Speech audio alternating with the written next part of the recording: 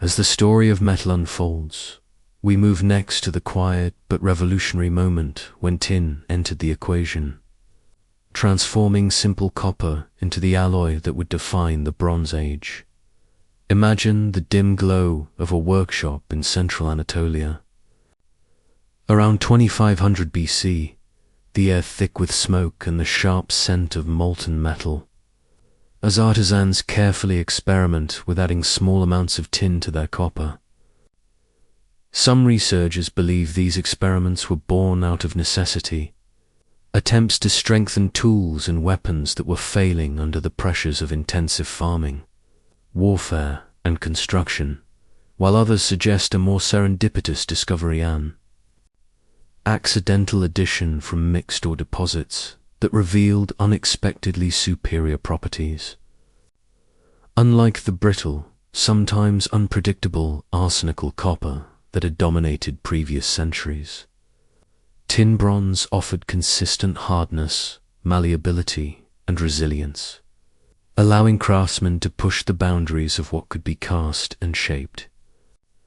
At sites like Chalcolithic and Troyar, remnants of crucibles and molds show careful attention to tin percentages, with some artifacts containing 8 to 12% tin, a range that produced optimal hardness while retaining workability for intricate casting.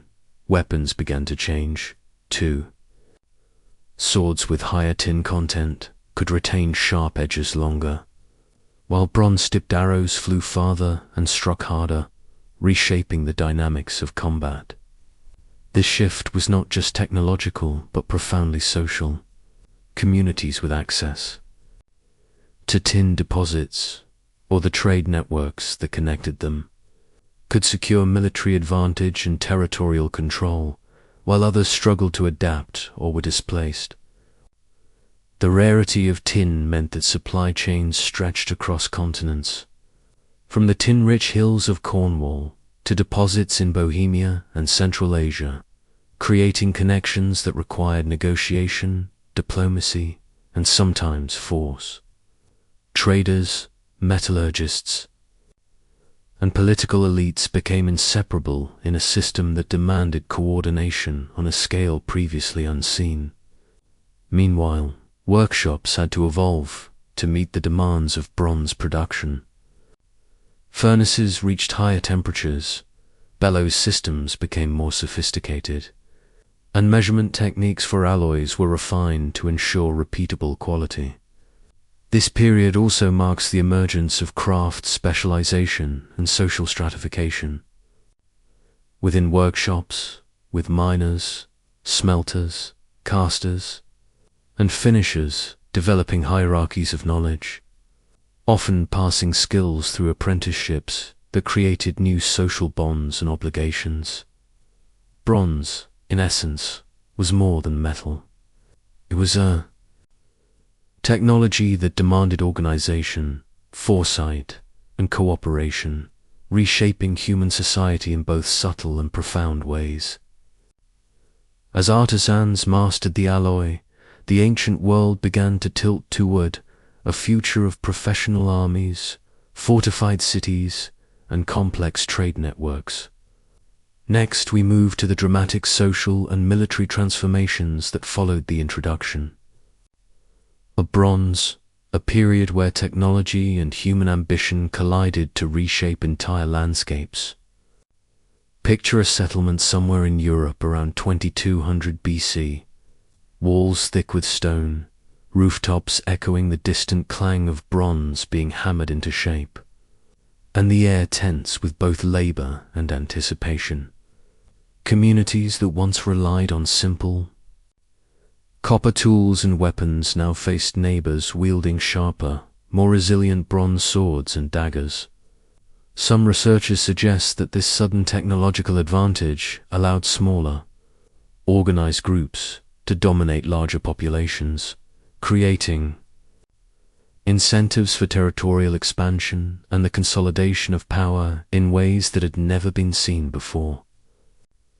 Fortified settlements, once symbols of local authority and protection, now struggled against the tactical possibilities enabled by bronze weaponry and horse-mounted warriors, and evidence from destruction layers across Europe and the Mediterranean. Hints at widespread conflict, where buildings smoldered with fires and bronze arrowheads were found embedded in walls. At sites like Lerna in Greece, the famous House of the Tiles bears marks of conflagration alongside weapons, a stark reminder that the shift from copper to bronze was not merely technological, it was an upheaval that rewrote the rules of survival. Yet this transformation was uneven. Some communities adapted, finding alternative trade routes to secure tin or experimenting with local materials, while others dispersed, abandoning settlements that could no longer sustain their populations. Under the pressures of military threat and environmental change, the movement of peoples was also facilitated by the domestication and utilization of horses, whose speed and endurance revolutionized both warfare and long-distance trade. At Bai in Kazakhstan, archaeological evidence shows horse pits, corrals, and processing areas that indicate systematic exploitation of horses for transport, combat, and even food. While at Sintashta in the Ural steppes, fortified settlements reveal some of the earliest examples of chariot warfare combined with bronze weaponry. This combination of mobility and metallurgy created forces capable of projecting power across vast territories, enabling the rise of elite warrior classes whose wealth and prestige were tied directly to access to bronze and horses. Burial practices began to reflect this new hierarchy, with graves containing standardized assemblages of weapons, horse equipment, and ornaments demonstrating the interconnection of technology, status, and social control. But these changes did not occur in isolation. Climate shifts, food shortages, and competition for resources amplified the stakes, forcing societies to adapt rapidly or vanish. And as the smoke of conflict mingled with the scent of molten bronze, one question lingered: which communities would harness these new tools and skills to shape the next millennium, and which would be lost to history's shadow? From the chaos of conflict and migration, we turn to the intricate networks of trade and resource management that quietly underpinned Bronze Age society. The invisible threads that connected distant regions and enabled the extraordinary feats of metallurgy and craftsmanship. Imagine sitting beside a roaring fire in a coastal settlement, the smell of salt and smoke in the air, while traders negotiate the delivery of tin, copper, and finished bronze objects, their voices low yet urgent, aware that the value of these materials could determine the survival of entire communities. Tin, rarer than gold in some regions, dictated the flow of goods across thousands of kilometers, forcing early civilizations to establish far-reaching trade routes that crossed mountains, rivers, and politically unstable territories. Archaeological tablets from Ugarit on the Syrian coast reveal shipments arriving from distant lands, with merchants paying premium prices for this essential material, hinting at an international economy more complex than we often imagine for this period. Some researchers believe that the acquisition of tin was not just an economic challenge, but a driver of political power, as rulers who controlled access to these resources could project influence far beyond their immediate borders. Workshops in Anatolia, Greece, and across Central Europe began to evolve in response, requiring investments in improved furnace technology capable of reaching the higher temperatures needed for reliable bronze casting, as well as precise measurement and quality control systems to produce consistent alloy compositions. The specialization of labor intensified, creating social hierarchies where miners, smelters, casters, and finishers each held critical knowledge that made them indispensable. And guild-like structures may have begun to emerge, transcending simple kinship ties to form professional networks bound by expertise. Bronze objects themselves became symbols of status, authority, and ritual power. Ceremonial axes, swords, and ornaments were not merely functional but imbued with symbolic meaning, offered to deities, displayed by elites, and accumulated as repositories of wealth. In some regions, craft production and ritual practice merged, with smiths attaining semi-Davian status as masters of transformative technologies, capable of turning raw ores into objects of extraordinary beauty and utility. Even urban planning and defensive architecture were influenced by these developments, as centers that had flourished during the Copper Age adapted to new social and military realities, reshaping streets, walls, and storage facilities to accommodate larger populations, specialized workshops, and the storage of valuable materials. Yet, despite these innovations, vulnerability persisted. Environmental pressures, trade disruptions, and political upheaval continued to shape which communities would thrive and which would fade into obscurity. And so, as the wheels of bronze trade turned across mountains and seas, one cannot help but wonder, how did these intertwined networks of commerce, craft, and culture lay the foundation for the empires and civilizations that would rise in the coming centuries? As we move from the bustling workshops and trade routes to the battlefields and fortifications of the Copper Age, we enter a world where the advantages of bronze weaponry were beginning to rewrite the rules of conflict, and where the faint echo of clashing swords could decide the fate of entire regions. Picture a fortified settlement perched atop a rocky outcrop, the walls thick and imposing, yet already under strain from the forces beyond, small bands of warriors wielding newly forged bronze daggers and swords, their edges sharper and more durable than the copper blades that had once dominated. Some researchers suggest that these early encounters marked the beginning of professionalized warfare, as access to superior materials created hierarchies of power and incentivized the consolidation of territories under strong leaders.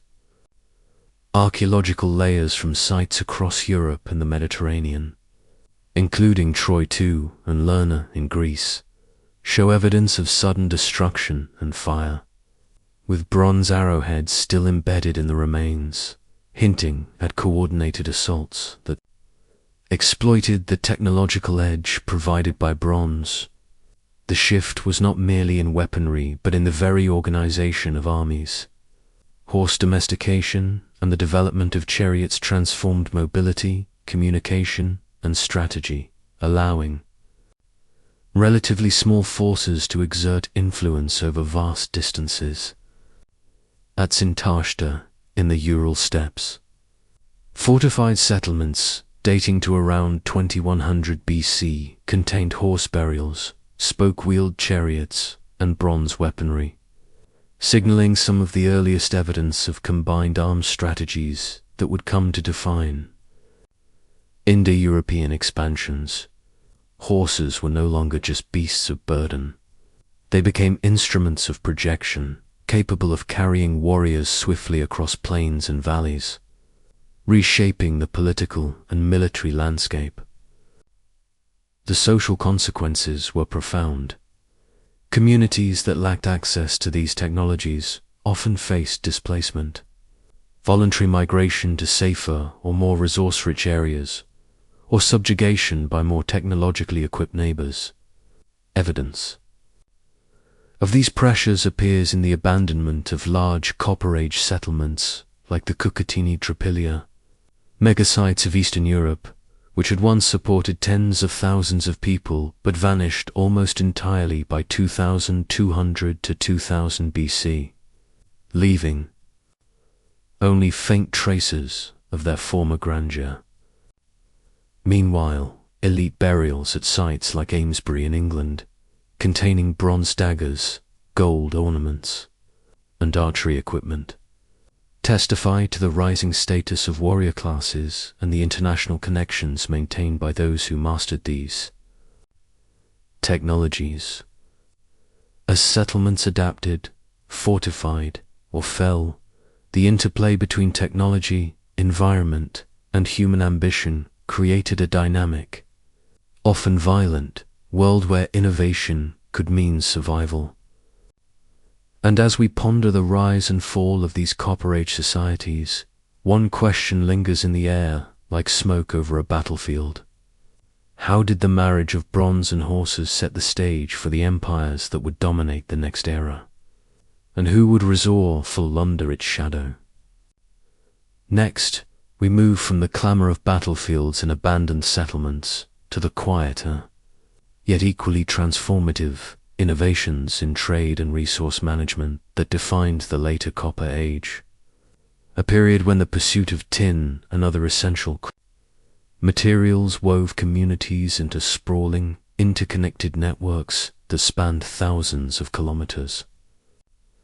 Imagine merchants navigating rivers and coastlines, their boats laden with copper ingots, shells, and perhaps even exotic goods that hinted at distant lands, while overland caravans carried tin across mountains, deserts, and politically unstable territories connecting Anatolia, Central Asia, Cornwall, and Bohemia in a complex web of exchange.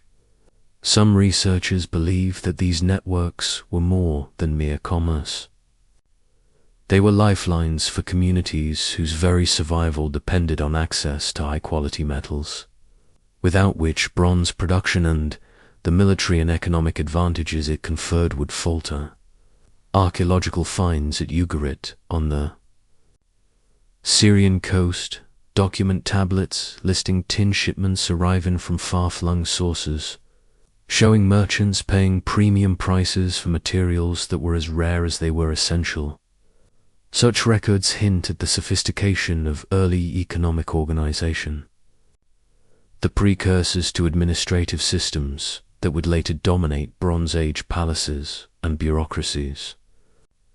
But these networks also carried fragility, climate fluctuations, political instability, and the collapse of local copper-producing centers could reverberate across entire regions, forcing communities to adapt or perish. At Messini in Greece, evidence suggests workshops struggled to maintain consistent bronze production as environmental stress, resource scarcity, and social upheaval disrupted traditional systems of craft knowledge and labor organization. This tension between opportunity and vulnerability fostered innovation. Improved furnaces capable of reaching higher temperatures, bellows systems that ensured reliable casting, standardized ingots for consistent alloy ratios, and new training regimes for craftsmen. Beyond the technical, the social landscape was shifting. Craft specialization became more pronounced, with miners, smelters, casters, and finishers each holding indispensable roles, creating hierarchical workshop structures that sometimes transcended kinship bonds, hinting at the earliest forms of guild-like organizations. Bronze objects themselves gained symbolic and ceremonial significance. Axes, swords, and ornaments became markers of status, offerings to deities, and repositories of wealth, reflecting the intertwined nature of technology, society, and belief. As we trace these networks from the mines of Cornwall to the workshops of Anatolia, it becomes clear that the Copper Age was not just a story of tools and weapons.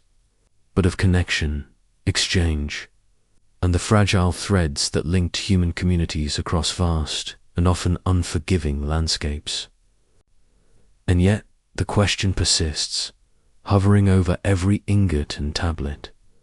How did the need for metals shape the destinies of entire civilizations, and what hidden costs lay beneath the gleaming surfaces of copper and bronze?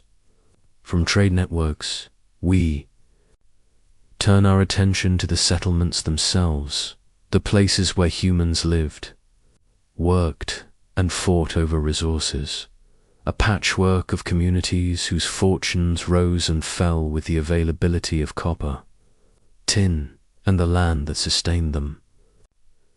Picture the fortified settlements of Los Millers, their walls rising like silent sentinels over sun-baked plains. Thick stone constructions designed not only to repel intruders, but to signal power and permanence. A bold statement of human ingenuity. Against both rival groups and the unpredictability of the environment. By 2200 BC, however, these once thriving centers were showing signs of stress. Many were abandoned, their fortifications left to crumble under wind and rain, their streets empty of the clatter of daily life. Populations dispersed, some seeking smaller, more manageable communities, others migrating to regions promising fertile fields or access to essential metals, leaving behind only the shadows of their former complexity. Archaeological evidence from this period paints a picture of transition. Sophisticated urban planning, advanced fortification systems, and systematic production techniques, all marks of a society at its peak, were no longer maintained, suggesting the collapse or fundamental transformation of the social and economic structures that had sustained them. Yet the legacy of these achievements persisted. Innovations in copperworking, defensive architecture, and urban layout were observed, adapted, and modified by successor communities across Atlantic, Europe, and the Mediterranean, becoming templates for the societies that would rise in the early Bronze Age. Some researchers suggest that the decline of large settlements, like Los Millers, coincided with broader environmental pressures, including the 4.2 kilo climatic event, which brought cooler temperatures and drier conditions, stressing agricultural productivity and amplifying competition for the most fertile territories. Others propose that social factors, such as the strains of maintaining complex trade and production networks, played an equally decisive role, forcing communities to reconfigure or abandon established centers. Within these changes, the seeds of innovation continued to grow. Tin-bronze alloys were becoming increasingly reliable, their superior hardness and corrosion resistance offering new possibilities for weapons, tools, and ceremonial objects. Yet with these opportunities came challenges acquiring tin, mastering precise alloy compositions, and maintaining specialized workshops all required coordination and resources that many struggling communities lacked. As we peer into this era of abandonment, migration, and adaptation, we see a world on the cusp of transformation.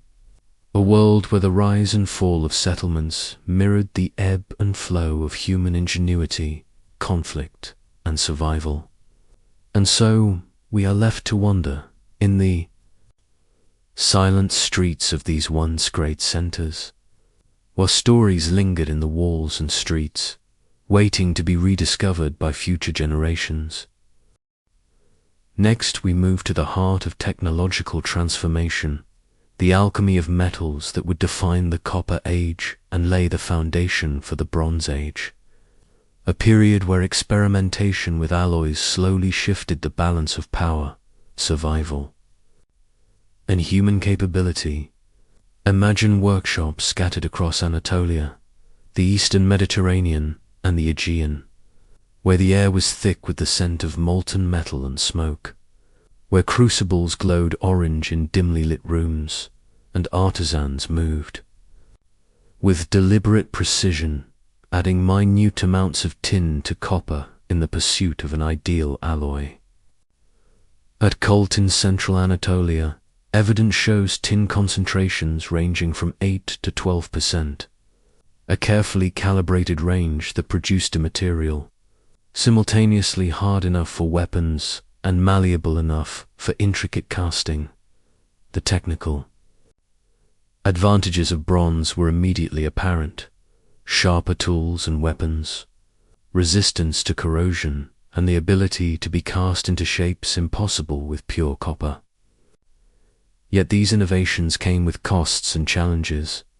Reliable access to tin was limited to deposits in Cornwall, Bohemia, and Central Asia, requiring long-distance trade networks that spanned thousands of kilometers, crossing cultural, political, and geographical barriers.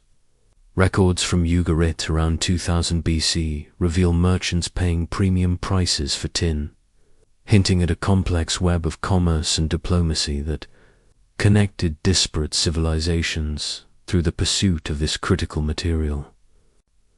Beyond trade, the transition to bronze demanded new techniques and equipment: furnaces capable of reaching higher temperatures, bellows systems that allowed precise control, and standardized measurement practices to ensure alloy consistency. At sites like Msini in Greece, archaeological layers reveal successive improvements in workshop organization, from furnace construction to the appearance of ingot molds, documenting a slow, deliberate refinement of metallurgical knowledge. Some researchers suggest that the spread of bronze technology catalyzed shifts in social and military structures. Communities with access to bronze weapons gained significant advantages, able to dominate territories and exert influence over neighbors. Still reliant on softer copper tools, evidence of these changes is found in destruction layers across Europe and the Mediterranean, where abandoned settlements and embedded bronze arrowheads hint at the violent upheavals wrought by these technological shifts. At Troy, too, blades with variable tin content illustrates a sophisticated understanding of material science, optimizing hardness for combat while maintaining flexibility where needed for handles or decorative elements. As these technologies spread, they not only redefined warfare and craft, but also reshaped social hierarchies, creating new opportunities for elites, artisans, and traders to assert influence. And yet, for all the promise of bronze, the precise methods and networks that sustained its production were fragile, dependent on resources, knowledge, and cooperation elements as easily disrupted as the communities themselves. In the flickering glow of these early workshops, one can almost hear the hum of human ambition, experimentation, and the quiet tension of a world on the brink of a new age. What would become of the communities that failed to master these new tools, and who would rise to wield the power that bronze promised? From one crucible to the next, we now step into the broader social consequences of bronze technology, a force that rippled far beyond the smoky workshops of Anatolia and Greece, reshaping the very structure of human society. Imagine fortified settlements across Europe, their walls once formidable against copper weapons, now vulnerable to bronze-tipped arrows and swords, the metallic glint of a new era flashing under the sun. Some researchers believe that these advancements created a shift in military organization, giving rise to small, highly skilled warrior elites capable of projecting power over larger, less technologically equipped populations. Horse domestication, reaching full development during this period, amplified these changes, offering mobility and speed that no infantry could match. At sites like Sintashta in the Ural steppe, archaeological evidence shows fortified settlements with bronze weaponry, horse burials, and wheeled chariots, an early template for what would become the military capabilities of Indo-European expansions across Eurasia. Horses, unlike cattle or sheep, could carry riders and weapons across vast distances, enabling rapid communication, surprise attacks, and coordination between distant communities. The combination of bronze technology and mounted warfare allowed small, organized forces to dominate entire regions, creating a delicate balance of power dictated not just by numbers, but by metallurgical skill and mobility. Evidence for this transformation appears in elite burials across Europe and Western Asia, where bronze, weapons, horse equipment, and prestige items signaled the emergence of professional military classes, societies where skill, strategy, and access to scarce resources determined influence. At Amesbury in England, graves dating to around 2000 BC contained bronze daggers, gold ornaments, and archery equipment, hinting at an interconnected world where long-distance trade and technological advantage conferred status and wealth. The urban centers that had thrived during the Copper Age faced existential pressures. Fortified settlements were abandoned, populations dispersed, and new strategies for survival emerged, often involving relocation or adaptation to environmental and political pressures. The Cucutini-Tripulia megasettlements in Eastern Europe, which once housed tens of thousands, vanished almost entirely, leaving only traces of streets, clay platforms, and enigmatic artifacts, their disappearance shadowed by climate stress, resource scarcity, and possibly the upheavals of emerging bronze-powered conflicts. Climate deterioration, evidenced by paleoclimatic records, created food shortages that intensified competition over fertile lands, driving innovation in warfare, trade, and settlement organization. In these uncertain times, some communities turned to long-distance trade to secure tin and copper, others reverted to simpler local technologies, and a few harnessed both military might and diplomatic networks to expand influence. As the Copper Age waned, the stage was set for societies to evolve into the complex Bronze Age civilizations, where metallurgy, horses, and military strategy intertwined to define new hierarchies of power. And yet, for every site of dominance and innovation, countless stories of adaptation, survival, and disappearance remained buried under the soil. Whispers of human resilience and ambition that the coming sections will slowly unveil.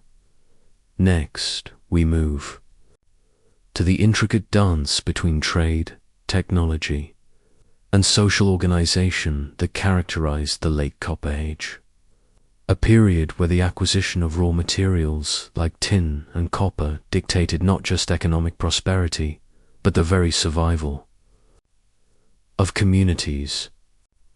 Picture the rugged landscapes of Europe and the Mediterranean, rivers and mountain passes serving as arteries for traders who carried copper, ingots, and tin across vast distances, their caravans creaking under the weight of precious metals.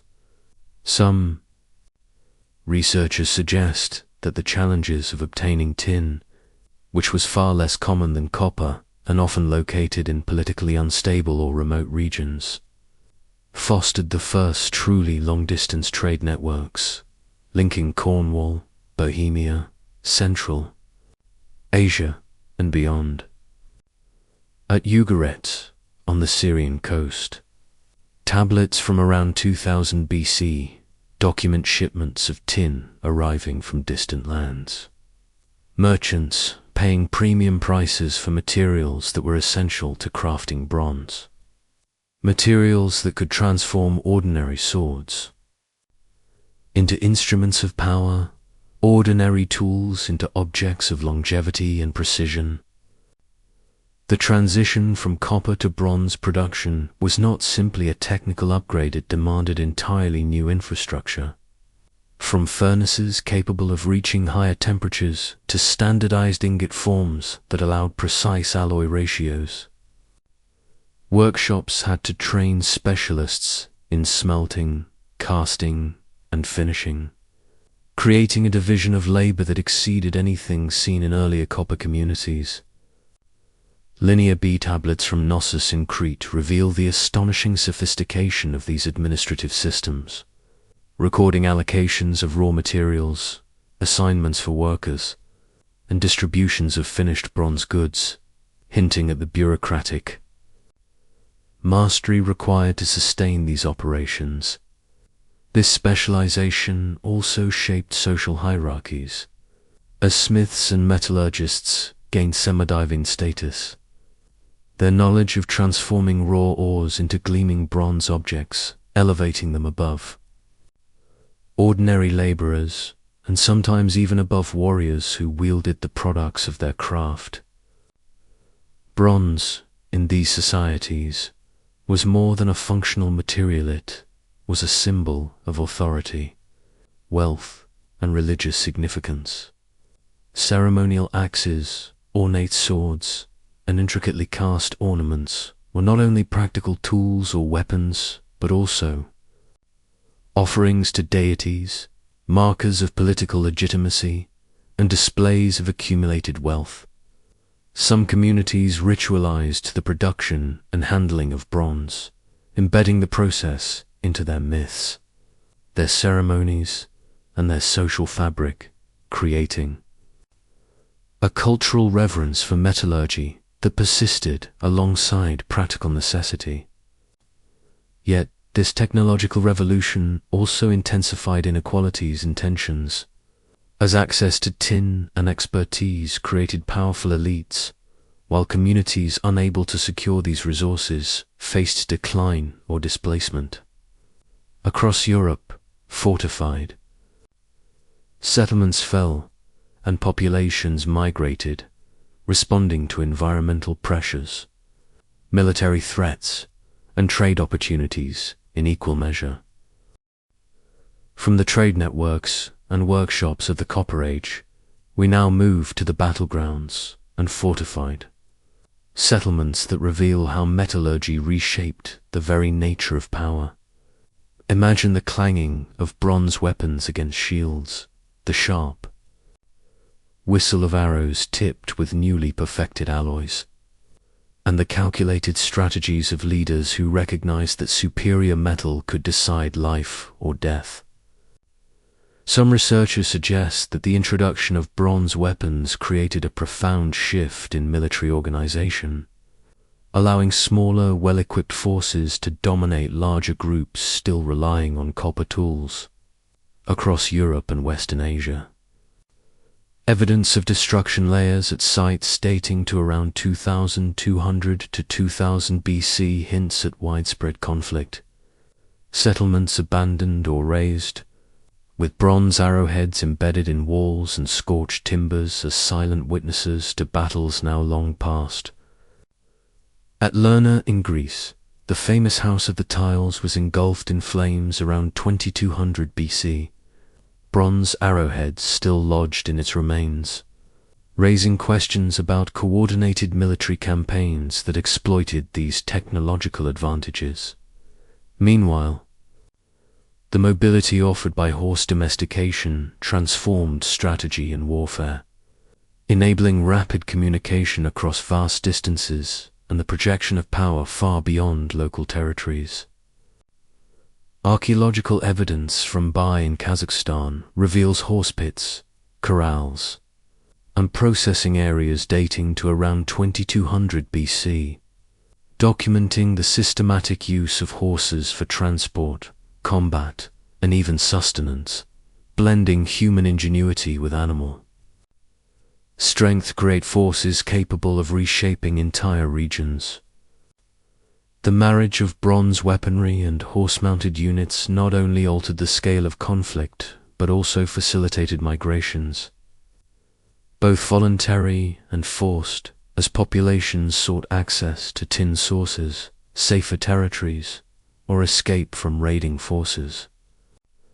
Warrior graves from Europe and Western Asia provide further insight, containing standardized assemblages of bronze swords, daggers, horse gear, and prestiged items, signaling the rise of professional military elites who could command respect and loyalty through their control of both technology and mounted units. Some researchers argue that these elites were the precursors to the palace-centered bureaucracies that would later manage Bronze Age economies, while others suggest that they operated independently, creating mobile power bases that could influence emerging civilizations across continents. The social consequences were profound. Communities with early access to bronze and horses could consolidate territories, establish long-distance alliances, and dominate trade routes, while those without such advantages faced marginalization or displacement. This period of transition is marked not just by innovation, but by upheaval, where environmental pressures like the 4.2 kilo event compounded the stress of resource competition, amplifying the stakes of military technology. As we leave behind the clashing armies and scorched settlements of the late Copper Age, the stage is set for the next transformation: the consolidation of power, the rise of centralized authority, and the birth of complex Bronze Age societies that would dominate the ancient world for centuries. Next, we move from the battlefields and fortified settlements to the quiet, almost invisible networks of trade and resource management that underpinned the entire Copper Age economy. Sit back, relax, and imagine the slow, deliberate movements of merchants and craftsmen, carrying precious ingots of copper and tin along winding rivers, over rugged mountain passes, and across open seas that shimmer under a pale sun. Some believe that the ability to control access to tin, rarer and more geographically scattered than copper, was as crucial to power as any sword or chariot, creating incentives for long-distance trade that connected distant communities in a web of interdependence. Archaeological records from Ugarit, on the Syrian coast, dating to around 2000 BC, revealed tablets detailing shipments of tin from distant sources, hinting at the complex economic and diplomatic relationships that were necessary to maintain a steady supply of materials. The procurement of these metals was not a simple affair. Tin deposits were often located in politically unstable regions, requiring negotiated passage, alliances, or sometimes coercion to ensure access. This reality meant that successful Copper Age communities had to become adept not only at mining and metallurgy, but at diplomacy, negotiation, and the subtle art of maintaining influence across borders. Workshops adapted to these pressures, evolving into highly organized spaces where miners, smelters, casters, and finishers worked in coordinated hierarchies, each specialist responsible for precise knowledge that could determine the success or failure of production. Evidence from successive workshop levels at sites like Messini in Greece shows gradual improvements in furnace design, bellows systems, and standardized ingot forms, reflecting an emerging understanding of quality control and alloy consistency. This technical refinement went hand in hand with social changes. Craft specialization encouraged new forms of organization, creating proto-guilds and workshop hierarchies that transcended traditional kinship structures. At the same time, urban centers had to adapt to the demands of managing these complex operations, often developing early forms of record-keeping, storage facilities, and logistical systems that foreshadowed the palace bureaucracies of the Bronze Age. Some researchers argue that these administrative innovations were essential for sustaining long-distance trade networks, while others suggest that they emerged organically from the pressures of coordinating increasingly specialized labor. Across Europe and the Mediterranean, the combination of resource control, specialized knowledge, and emerging bureaucracy began to define success and influence in a world where metal could confer both economic and military advantage. As the Copper Age economy matured, it set the stage for the next leap: the integration of these networks into more centralized political structures, the rise of palaces and authorities capable of orchestrating production on a scale previously unimaginable, and the creation of systems that would allow Bronze Age societies to thrive amid the challenges of climate, conflict, and competition. And yet, one lingering question remains: how did these early networks of trade and administration transform simple communities into the engines of empire that would dominate the ancient world? From trade and administration, we now turn to the quiet, persistent hum of innovation that ran through the workshops of the Copper Age, shaping the very tools and weapons that defined the era. Picture the glow of molten copper in a dimly lit workshop, the heat pressing against the skin, the sound of hammer striking anvil echoing against stone walls, and the scent of smelted ores thick in the air. Some researchers believe that it was in these workshops, often hidden away from prying eyes, that the most transformative ideas of the age first took root. Techniques for alloying, casting, and finishing metal that would ripple through communities and across continents. Unlike the sporadic discoveries of earlier periods, the Copper Age saw the emergence of systematic experimentation, where craftsmen carefully combined copper with small amounts of other metals, like arsenic or tin, to achieve desired hardness and malleability. At Colt in central Anatolia, crucibles from around 2500 BC reveal residues with tin concentrations of 8 to 12%, the optimal range for creating durable yet workable bronze. The implications of such knowledge were profound. Tools and weapons could now be produced with consistent quality, offering both practical utility and strategic advantage. At sites like Troy, too, swords, daggers, and decorative fittings reveal a sophisticated understanding of alloy composition, with higher tin percentages used for blades requiring hardness and lower percentages reserved for handles and ornaments, needing flexibility. The rise of these metallurgical innovations also reshaped the social fabric of Copper Age communities. Craftsmen who mastered these techniques gained prestige, sometimes semi-divine status, as keepers of a transformative technology that could turn raw rock into tools of power, protection, and beauty. This specialized knowledge fostered the development of early workshop hierarchies, proto-guilds that organized labor and transmitted skills across generations, transcending kinship bonds and establishing new forms of authority. Moreover, the distribution of these advanced tools and weapons created ripple effects across Europe and the Mediterranean. Communities with access to superior metallurgy could exert military influence, secure trade routes, and consolidate territories in ways that would have been impossible with simple copper alone. Yet, these advancements were not universally adopted overnight.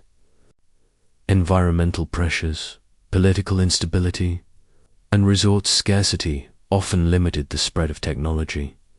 forcing some communities to innovate locally or revert to simpler methods. The tension between innovation and survival, between mastery of metal and vulnerability to external forces, defined the Copper Age's delicate balance. As we move next to explore the interplay of warfare, migration, and environmental stress, we are left with a lingering thought. In a world where metal could determine life or death, who held the power, and how far were they willing to go to protect it? Next, we move to the shadowed battlefields and fortified settlements, where the advantages of copper and early bronze technology began to reshape human conflict, marking a pivotal shift from simple skirmishes to organized warfare that could alter the fate of entire regions. Imagine standing at the edge of a once thriving settlement, walls rising high, constructed with carefully fitted stones, towers bristling with defensive positions, and now abandoned, the remnants whispering stories of fire and conflict. Around 2200 BC, evidence of destruction and upheaval appears at numerous sites across Europe and the Mediterranean. Settlements, once bustling with artisans and farmers, show layers of charred buildings, collapsed roofs, and bronze arrowheads embedded in walls, silent testimonies to the sudden and violent incursions that technology made possible. Some archaeologists suggest that the communities capable of producing bronze weapons first gained decisive military advantages. Their swords sharper, their axes harder, their spear tips more lethal than anything their neighbors possessed. Others propose that environmental pressures, climate fluctuations, reducing harvests, competition for fertile lands combined with these new weapons to create waves of migration and conquest, forcing populations to abandon centuries-old settlements. At Lerna in Greece, the famed House of the Tiles was destroyed in a conflagration.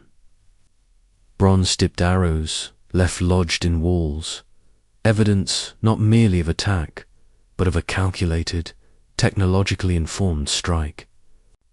Beyond Europe, in the Ural steppes at Sintashta, around 2100 BC, fortified settlements reveal a combination of bronze weapons, horse burials, and wheeled chariots, signaling an unprecedented convergence of metallurgical skill and military innovation.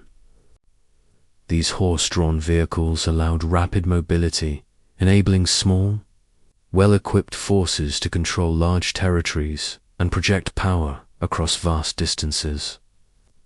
The implications of this technological edge were profound.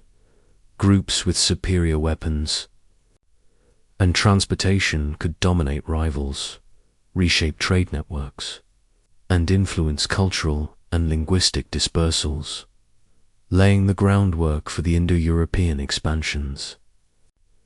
Meanwhile, communities without access to tin or the knowledge to alloy copper into bronze faced stark choices: adapt rapidly, relocate to safer lands, or risk annihilation.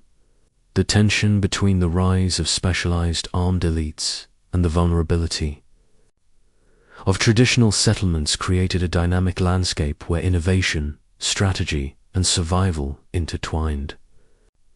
As we look deeper into the migration patterns, resource struggles, and the birth of new social hierarchies that this period fostered, one question lingers in the air, almost like the smoke from a burning settlement, in a world defined increasingly by metal, mobility, and mastery. Who would rise, and who would be left behind, swallowed by the shifting currents of the Copper Age? From one battlefield to the next, we turn our attention to the intricate trade networks that had begun to weave a web across continents, connecting copper mines, tin sources, and burgeoning centers of bronze production, creating a complex economic ecosystem that demanded both diplomacy and cunning. Picture a coastline where merchants wait by the water's edge, oar-driven boats swaying gently, their hulls laden with oxide, ingots of copper, small sacks of tin, and finished bronze artifacts. The air thick with salt and the temps of metal. Around 2000 BC, ports like Ugarit on the Syrian coast record shipments of tin arriving from distant lands, sometimes thousands of kilometers away, with merchants paying premium prices for this rare and vital ingredient. Some researchers believe that the scarcity of tin, coupled with its critical role in producing reliable bronze, drove the emergence of sophisticated long-distance trade, where alliances and rivalries became as important as the metal itself. Others suggest that these networks were precarious, vulnerable to environmental changes, piracy, and political instability, meaning that access to bronze technology could shift suddenly, giving rise to both prosperity and collapse within decades. Overland routes stretched from Cornwall and Bohemia to the Anatolian plateau, while maritime channels linked the Aegean, Levant, and even the coasts of Egypt, creating corridors where not just metals, but ideas, techniques, and cultural practices traveled. The transformation of workshops from copper to bronze production required more than raw materials. It demanded investment in new furnaces, bellows capable of higher temperatures, and meticulous techniques to ensure correct alloy ratios. In Messini, in Greece, successive workshop levels show the painstaking progression of furnace design and the emergence of standardized ingot forms, revealing a society learning to control and harness a new kind of power. These innovations were not purely technical. They were social. Training systems arose to transmit specialized knowledge from mastersmiths to apprentices, forming hierarchies and guild-like structures that transcended traditional kinship. The movement of metals also shaped political landscapes, communities, controlling access to tin or possessing the skill to forge. Superior weapons could project authority far beyond their local territory, creating early examples of geopolitical influence. And yet, the system was fragile. A single disrupted shipment could stall production, weaken armies, or ignite conflicts over scarce resources. As the trade routes flourished and faltered in cycles, the ancient world was slowly stitching together a network that would define the Bronze Age for centuries. These interconnections, built upon the foundations of the Copper Age, hint at the beginning of a new era where the flow of materials, the mastery of metallurgy, and the movement of peoples were inextricably linked, raising a haunting question. Could a single lost shipment of tin alter the destiny of an entire civilization? Next, we move inland, beyond the coastlines and trade ports, to the fortified settlements and emerging urban centers where the transition from copper to bronze was reshaping society in profound and often violent ways. Imagine standing on the earthen ramparts of a sprawling settlement in Eastern Europe around 2200 BC. The walls rising high, shadows stretching across the courtyard as the sun dips behind distant hills, while within, smith's hammer and pour molten bronze, sparks flying like fireflies. In the dim glow of furnaces, each strike a rhythm of creation and power. Some researchers believe that the urban landscapes of the Copper Age, with their sophisticated fortifications and communal planning, provided the template for Bronze Age cities, while others suggest that the pressures of tin scarcity, climatic stress, and emerging military technologies led to widespread abandonment, leaving only fragments of walls and empty hearths behind. At sites like the Cucutini Tripelia, mega-settlements, once home to tens of thousands. Archaeologists find evidence of sudden disappearance around this period, with households dismantled, storage pits emptied, and roads overgrown, hinting at migrations, social collapse, or coordinated retreats under threat. The pressures that caused these changes were both environmental and technological. Cooler temperatures and reduced rainfall stressed agricultural production, creating food shortages, while communities with access to bronze weapons gained sudden and decisive military advantages, capable of projecting power over previously secure territories. In Greece, the House of the Tiles at Lerna was consumed by fire around 2200 BC. Bronze arrowheads, still embedded in its walls, a silent testament to conflict driven by the pursuit of resources, trade dominance, or territorial expansion. The social consequences were equally profound. Populations dispersed into smaller, more manageable settlements, often closer to sources of essential metals, while the political structures of the Copper Age were dismantled or transformed into more centralized, militarized authorities capable of managing increasingly complex economies and defense networks. Craft specialization intensified, with smiths, miners, and transporters forming hierarchies that regulated production, training, and distribution. And elite burials from this era reflect a society where wealth, skill, and military power were increasingly intertwined. Horses, domesticated and ridden into battle, expanded the reach of those wielding bronze, creating mobility that redefined power across vast regions, while settlements adapted or vanished under the twin pressures of environmental stress and technological change.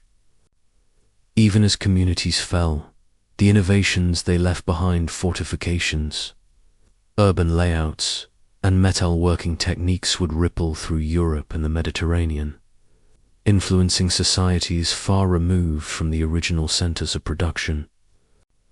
And so, as the sun sets over abandoned walls and smoldering hearths, one must wonder, in this delicate balance of technology, environment, and ambition, which would shape the future more profoundly, the power of bronze or the resilience of humanity itself? From one mystery to the next, we turn our attention to the networks of trade and exchange that wove the ancient world together. A vast, unseen web stretching from tin-rich mountains to bustling coastal ports, where merchants, sailors, and caravans drivers carried not only metals but also ideas, technologies, and influence. Imagine the creaking of wooden ships as they slide through early morning mist off the Syrian coast at Ugarit around 2000 BC.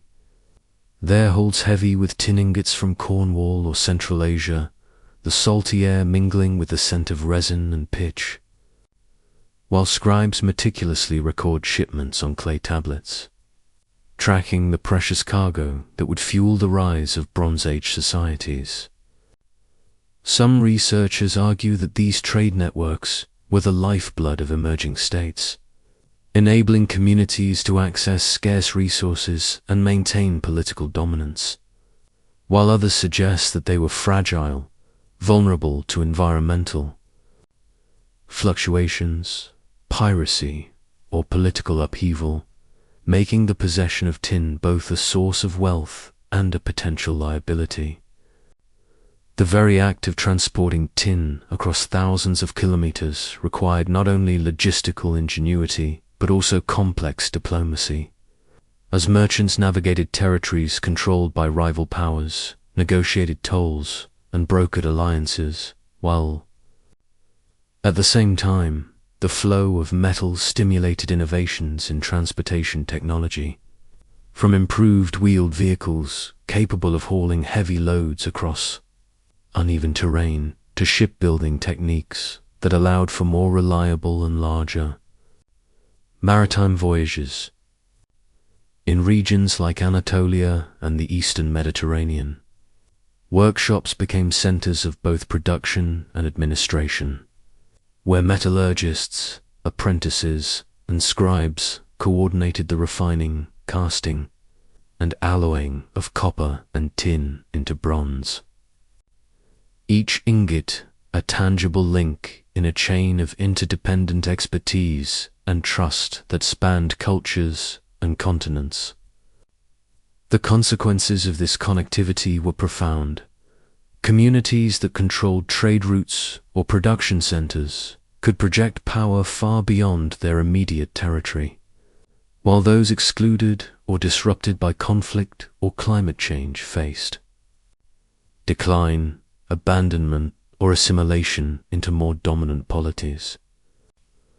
Archaeological evidence from Aluburin, a shipwreck off the Turkish coast dating to around 1300 BC, reveals the international scope of these networks, with cargoes of copper oxide ingots, tin, and finished bronze objects suggesting sophistication, organization, cross-cultural exchange, and a demand that transcended local economies. Even religious and ceremonial practices were intertwined with these systems, as bronze objects became offerings, symbols of authority, and markers of social status, cementing the connection between trade, technology, and power.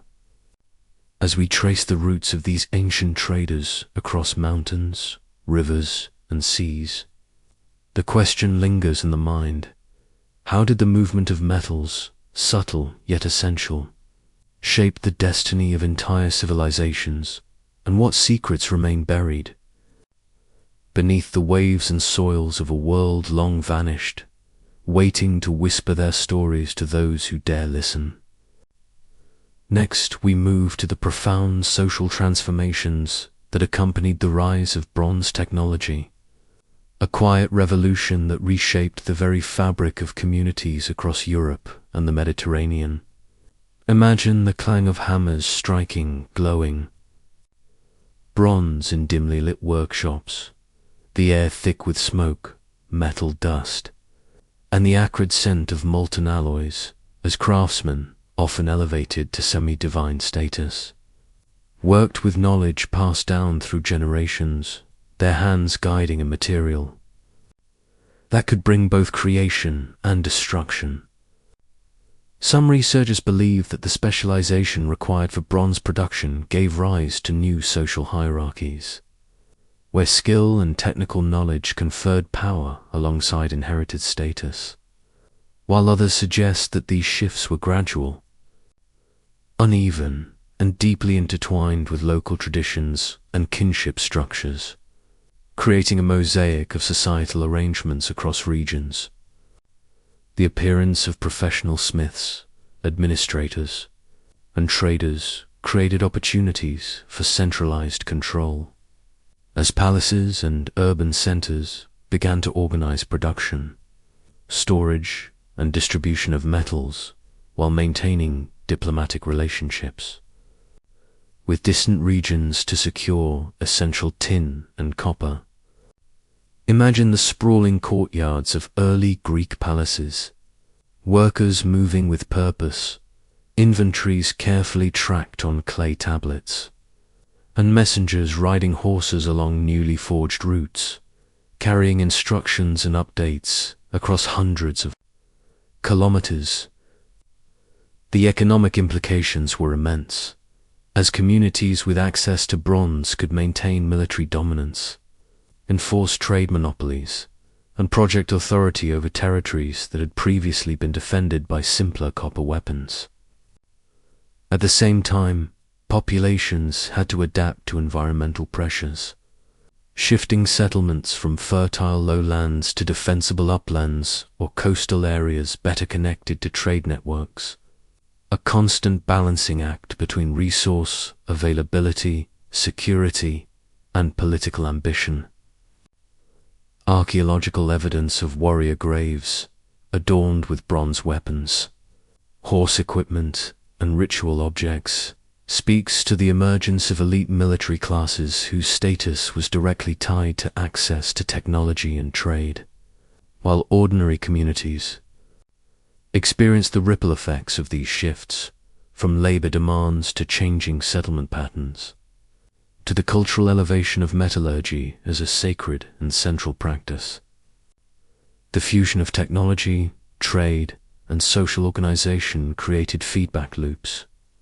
More sophisticated tools allowed for more efficient production, which in turn reinforced social hierarchies and facilitated the expansion of influence. Yet, this period was not without tension. Some settlements were abandoned, others destroyed, and environmental fluctuations constantly tested the resilience of these systems. As we step back and imagine the bustling workshops, the strategic corridors of trade, and the ceremonial reverence, for bronze, a lingering question remains. How did the mastery of a single material, forged in fire and cooled by water, become the axis around which entire civilizations pivoted, shaping not only their survival but the contours of human ambition for generations to come? From one mystery to the next, we turn our attention to the technological and logistical marvels that made Bronze Age societies possible. Imagine massive convoys of ox-drawn carts carrying copper ingots from distant mines, rivers threaded with boats laden with tin, the rhythm of paddles echoing against wooden hulls, and the soft creak of timber as sailors navigated coastal waters under the watchful eyes of merchants and guards. Each movement, a critical link in a chain stretching across thousands of kilometers. Some researchers believe that these networks of transport and trade were as crucial to the rise of civilizations as the metals themselves, while others suggest that the complexity we see in the archaeological record may represent only a fraction of the coordination and planning that occurred. Lost to time. The organization required to manage these networks demanded record-keeping, calendars, and standardized measures, and at sites like Konos and Aluburan, we find evidence of meticulous inventories, allocations of resources, and planned shipment. Routes that hint at an early form of international commerce. Imagine scribes in shaded courtyards tallying ingots, the scratch of stylus on clay marking the invisible web connecting mine. Workshop, palace, and port, a silent yet powerful testament to human ingenuity. Beyond the practical necessities, bronze objects themselves held symbolic weight.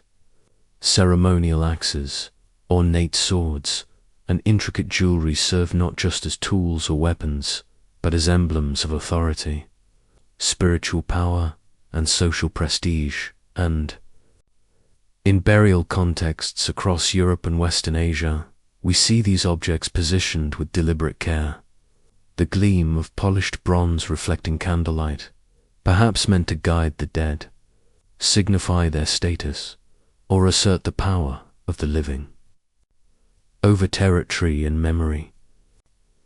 This interplay of material, technology, and meaning fostered a culture where metallurgists, traders, and warriors were deeply interdependent, their roles interwoven in a delicate balance.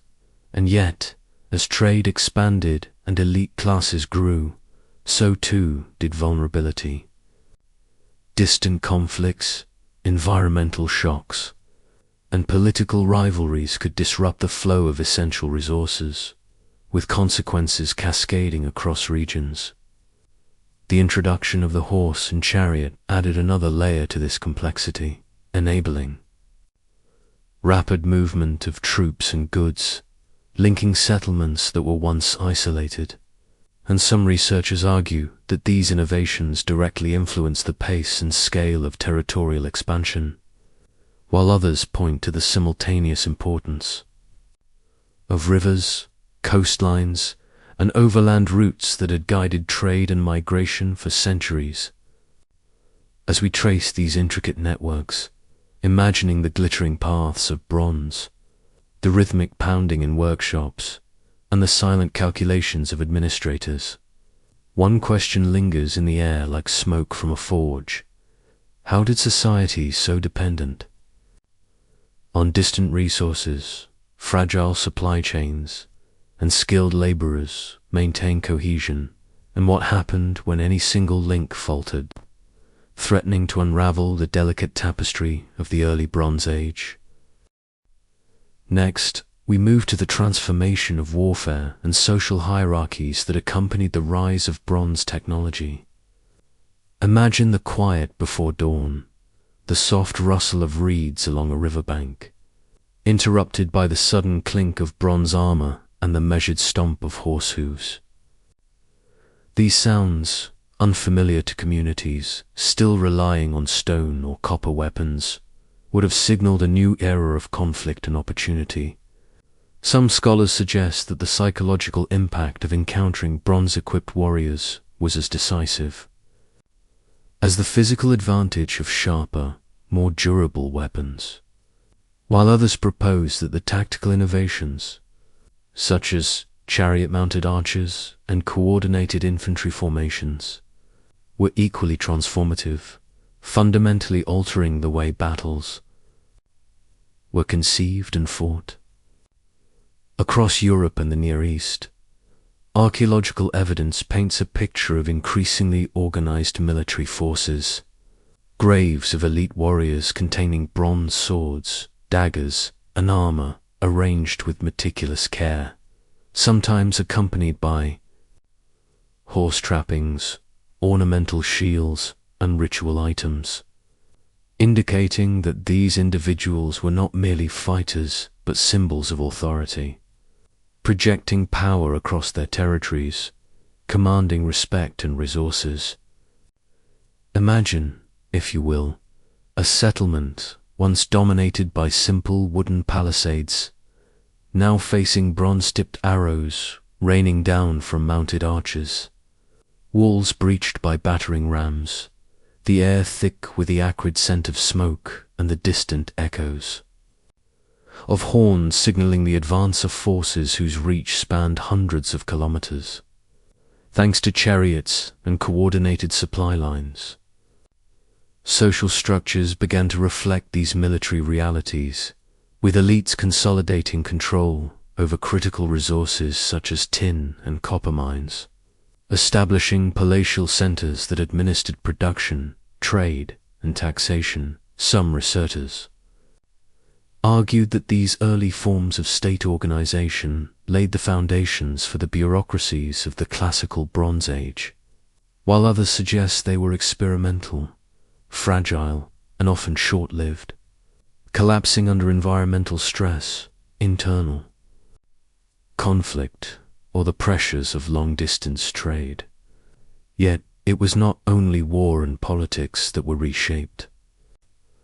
The presence of bronze extended into daily life, influencing agricultural tools, construction techniques, and artisanal crafts, enhancing productivity and enabling communities to undertake projects that would have been impossible with copper or stone alone. The rhythmic hammering of a bronze sickle, the precise casting of a ritual vessel, the glint of metal catching the sunlight in a bustling marketplace, saw reminders that technology and society are entwined, each shaping the other.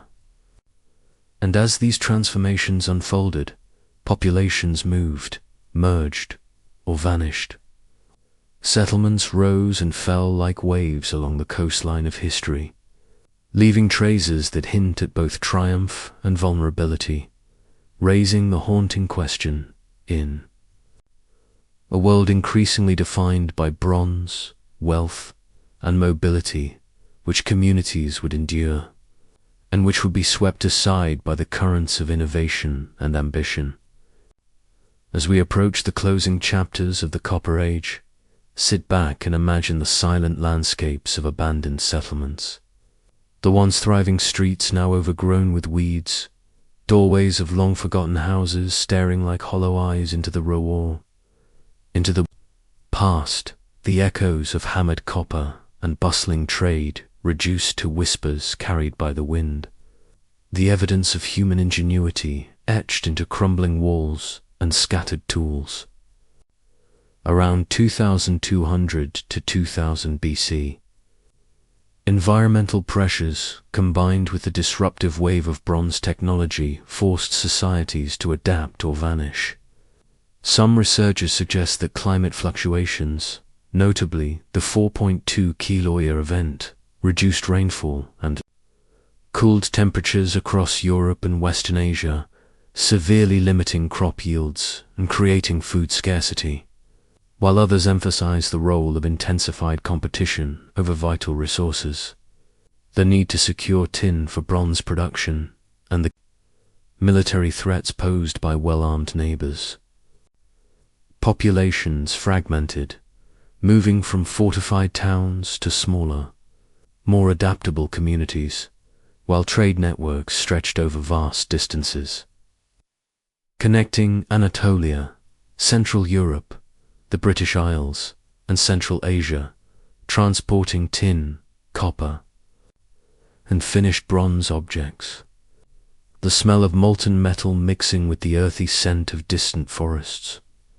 The faint clang of workshops along river valleys, the organized chaos of marketplaces and ports, all forming a sensory map of human ambition.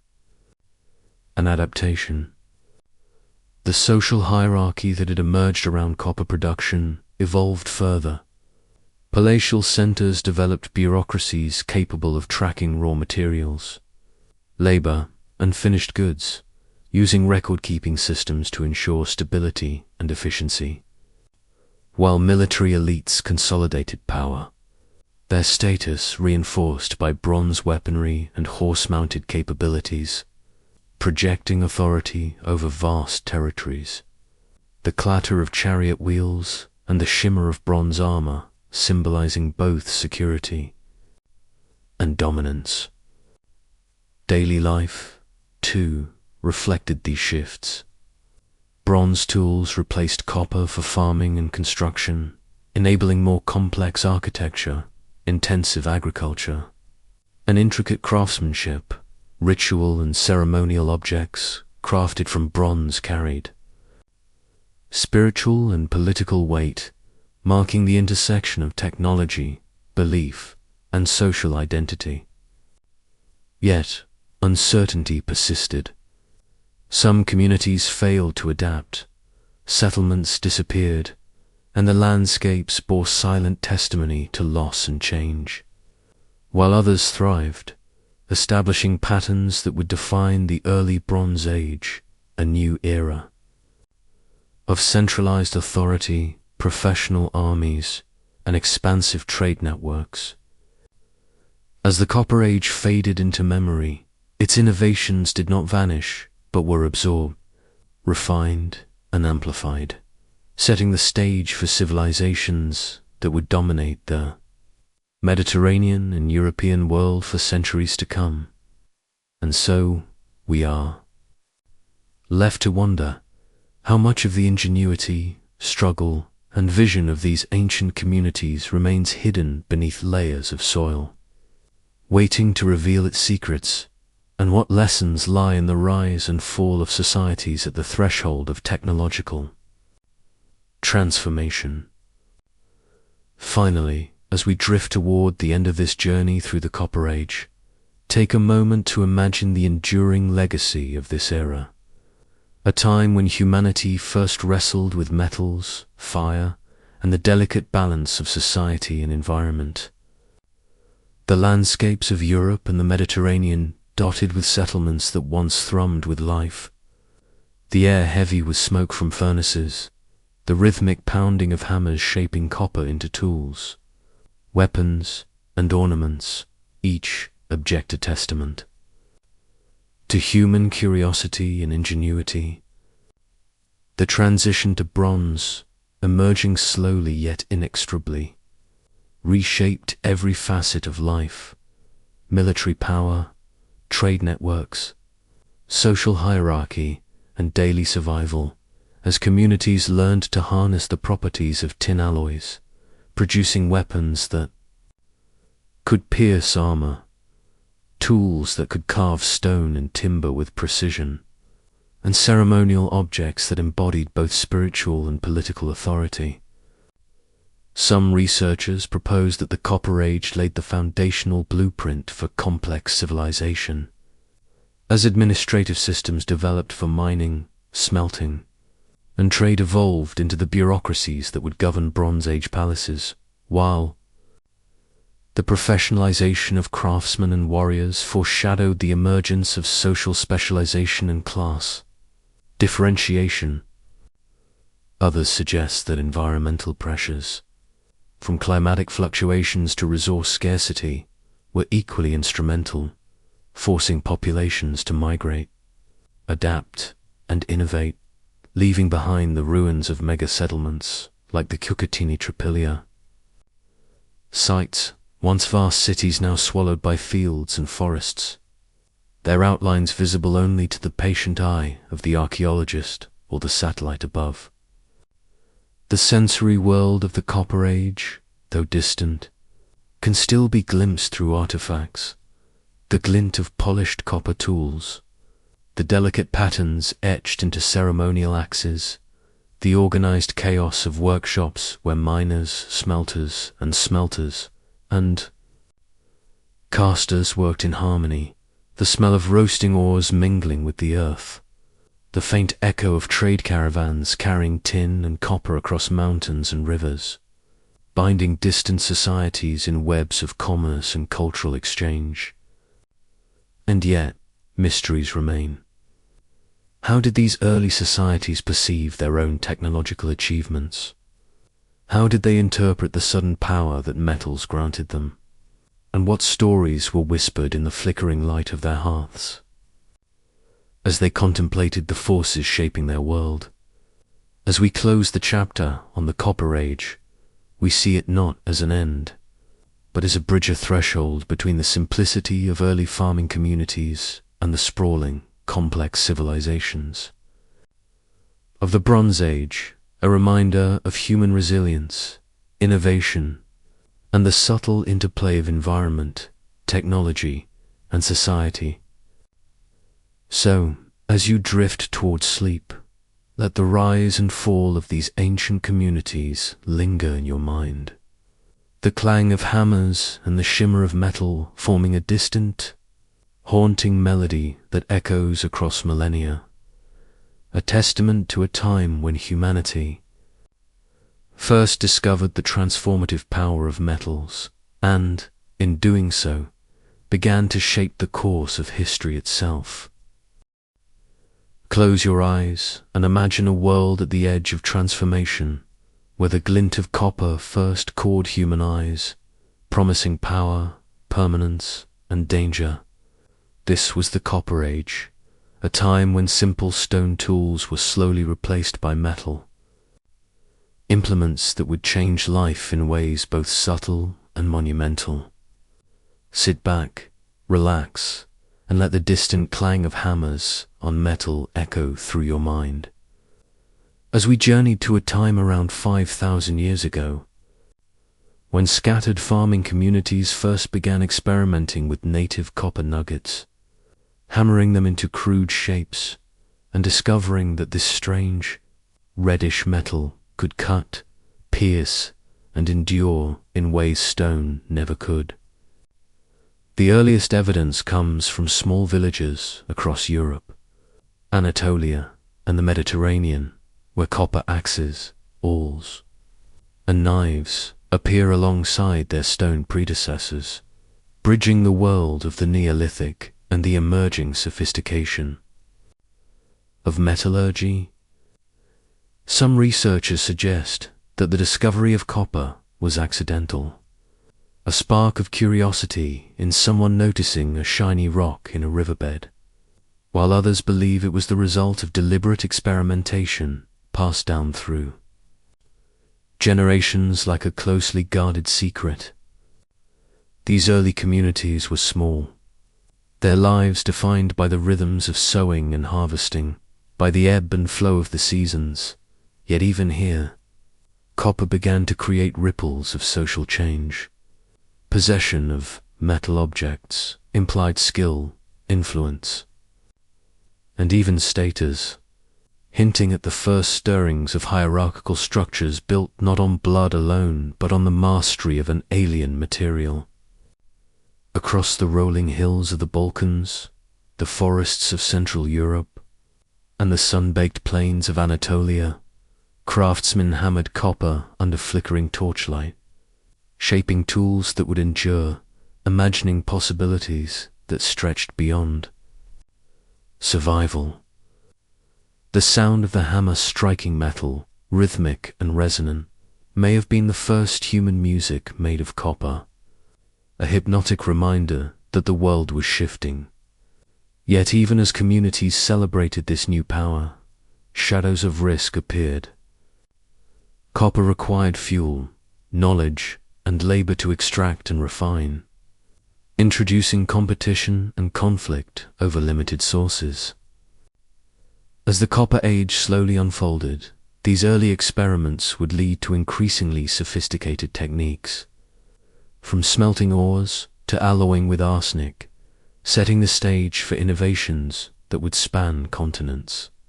But how did these small sparks of metallurgy grow into a force capable of reshaping societies, driving migrations, and igniting the first organized conflicts over resources? Next, we move to the earliest centers of copper working, where technology, trade, and ambition collided in ways that would forever alter the course of human history. Next, we move to the thriving heartlands of early copper metallurgy, where the low, quiet villages of the Copper Age began to pulse with energy born of innovation and ambition. Imagine entering a workshop carved from clay and timber, the air thick with smoke, the metallic tang of molten copper hanging on the senses, the glow of crucibles illuminating the faces of focused craftsmen as they pour their knowledge into every ingot, every tool, every weapon. Sites like those in the Balkans, the Carpathians, and Anatolia revealed that these were not random, isolated experiments, but carefully developed techniques honed over centuries. Some researchers argue that copper working was already specialized by this time, with miners, smelters, casters, and finishers, each mastering their own intricate craft, while others suggest that knowledge was more fluid, shared within extended kin groups and traveling across trade networks that spanned rivers, mountains, and coastlines. Archaeological evidence shows furnaces capable of reaching temperatures sufficient to smelt ores, with crucibles bearing residues of copper and arsenic subtle. Experiments in alloying designed to strengthen the metal or improve its casting properties. The soundscape of such workshops must have been hypnotic. The crackle of fire, the steady rhythm of hammering, the hiss of molten metal poured into molds. These sounds marked the birth of an era in which humans first wrestled with elemental forces, turning rock into tools, tools into weapons, and weapons into instruments of power. The social consequences were immediate. Communities that controlled copper sources and refined production techniques gained advantages over neighbors, securing territories, establishing early forms of leadership, and perhaps even sparking the earliest migrations driven by competition for resources in regions like Los Malar in the Western Mediterranean. The sophistication of urban planning and fortifications suggests a society whose wealth and security were tightly intertwined with metallurgical expertise. Yet, around 2200 BC, these same communities began to face pressures that would challenge their dominance.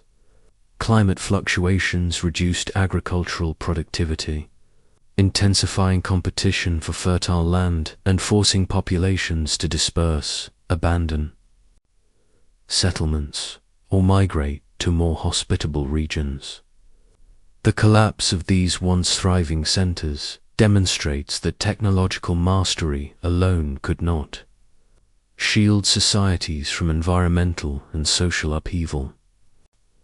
Even as copper spread across Europe, its allure sparked both creativity and conflict, shaping trade routes, alliances, and rivalries that would lay the groundwork for the transformations of the early Bronze Age, from smelting hearths to abandoned fortifications.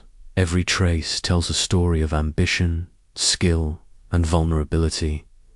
And just as copper's legacy reached its limits, the stage was quietly being set for an innovation that would surpass it: the emergence of tin bronze, a material whose superior properties would soon redefine warfare, industry, and social organization across the ancient world. But before we step into the Age of Bronze, we must first explore the remarkable networks of exchange, experimentation, and migration that carried copper from one community to the next, spreading knowledge and influence like veins of molten metal, threading through the landscape, from one mystery to the next. We turn our gaze to the vast networks of trade and exchange that allowed copper to travel across mountains, rivers, and seas, connecting distant communities in ways that would seem almost magical to us today. Picture, if you will, the slow caravans of the Copper Age, laden with heavy ingots, winding through mist-shrouded valleys, their wooden sleds groaning under the weight of precious metal, the cold air biting at the faces of those who guided oxen and pack animals along treacherous paths. Some researchers suggest that these trade networks were the lifeblood of emerging societies, ensuring access not only to copper but to other rare resources like tin, gold, and exotic stones, while others proposed that trade was more opportunistic, driven by local shortages, seasonal migrations, or even military pressures. Archaeological finds in central Anatolia, the Balkans, and the Mediterranean show standardized ingots, implying sophisticated methods of measurement, quality control, and perhaps even early accounting evidence of communities striving for consistency. In a world still defined by unpredictability, Ad-Ugarit tablets from around 2000 BC record shipments of tin arriving from far-off sources, hinting at a global awareness and negotiation that belies the simplicity often attributed to Copper Age societies. These metals were more than mere commodities. They carried prestige, power, and knowledge, transforming the relationships between villages, towns, and emerging city-states. And yet, the movement of metal was not without peril. Raiders, bandits, and rival groups often targeted these caravans, while environmental challenges like river floods, droughts, or sudden storms threatened to sever critical links in the supply chain. In response, some communities fortified their settlements, building massive walls, defensive towers, and carefully planned urban layouts to protect both people and material wealth. Los Malar and other Mediterranean cultures exemplify this trend, combining metallurgical expertise with architectural sophistication to create settlements that were both productive and defensible. Beyond the tangible, these trade networks carried ideas, rituals, and technologies, spreading innovations in smelting, casting, and alloy experimentation from one region to another. A sword forged in Anatolia could inspire new designs in the Apel, in the Aegean. A casting technique refined in the Carpathians might appear hundreds of kilometers away, adapted to local tastes and resources. And yet, as copper's influence expanded, so too did social stratification, with elites consolidating power through control of resources, workshops, and trade routes, while smaller communities struggled to maintain autonomy. This interplay of technology, wealth, and social hierarchy set the stage for a profound transformation, the emergence of tin bronze.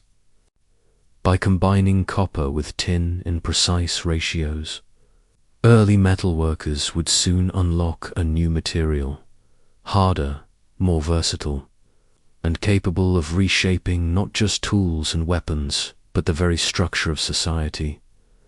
The transition was gradual, experimental, and often dangerous, but it carried the promise of a new age. And so, as the last embers of copper smelting flickered in distant workshops, the ancient world stood on the brink of an innovation that would change everything, an invention whose story we now turn to in the next chapter of our journey.